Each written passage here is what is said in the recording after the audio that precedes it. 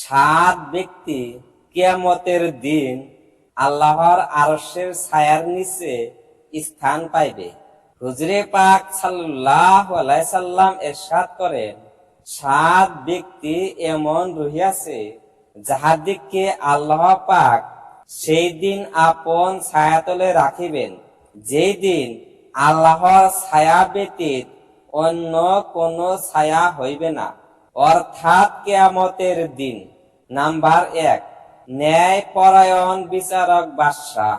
Number 2, ওই নওজোয়ান যুবক যার সময় সর্বদা আল্লাহর ইবাদতেই কাটে।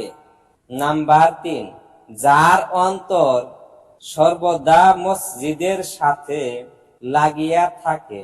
নাম্বার 4, ওই দুই ব্যক্তি যাদের মহব্বত শুধু আল্লাহর সন্তুষ্টির জন্য হয়, পার্থিব কোনো উদ্দেশ্য নয়। উভয়ের মিলন এবং বিচ্ছেদ শুধুমাত্র আল্লাহর উদ্দেশ্যেই হয়।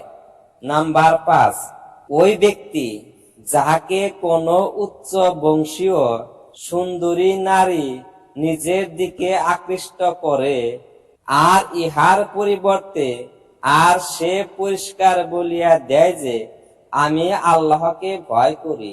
তদ্রূপ কোন পুরুষ ডাকিলে ও যুবতী বলিয়া দেয় যে আমি আল্লাহকে ভয় করি।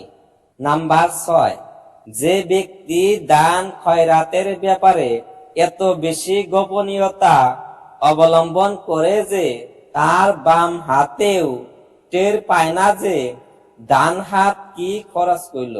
নাম্বার 7, ওই ব্যক্তি যে গোপনে আল্লাহর জিকির করিতে থাকে